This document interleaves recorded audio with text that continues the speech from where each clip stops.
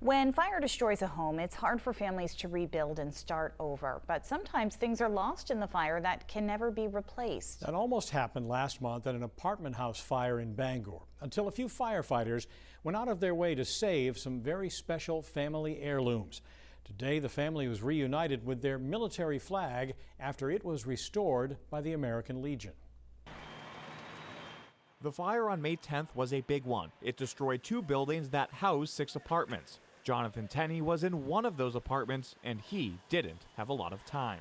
I had the clothes on my back and I had my phone in my pocket. I was making dinner at the time when everything happened.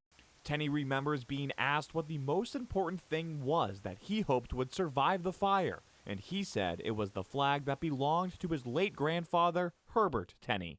My grandfather passed in 2011, so I had about 10 years to get to know him, and during that time, we really did become very close. So that's my connection to him and to his legacy. Herman Fire Captain Mike Simmons was one of the firefighters working that night. He was on a ladder looking into a second-floor window when he saw the flag. He got permission from the chief to go in and get it. When I first saw the flag, I was like, there's a piece of memory or history that belongs to somebody, and we need to get that flag out and preserve that, the best that we can.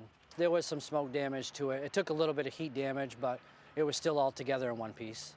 When the Bangor American Legion heard the story, it offered to have the flag cleaned for the family. And on Thursday, it was given back to them at a flag folding ceremony at Pine Grove Cemetery, where Herbert was buried 10 years ago to the day. And so we had about 100 people here. We had a military honor guard that day that folded the flag and presented it to my mother, who then presented it to my son. I was all in favor of that. And so it's been 10 years since the flag was last folded, and here it's been folded again today, hopefully for the last time. Jonathan not only got back the flag, but something else precious to him that was rescued that day: his grandfather's dog tags. And they went above and beyond rescuing it because they saw it, they realized what it was, and they went in, they made sure they rescued it. So I can't give them enough gratitude for this. In Bangor, Sam Rogers, News Center, Maine.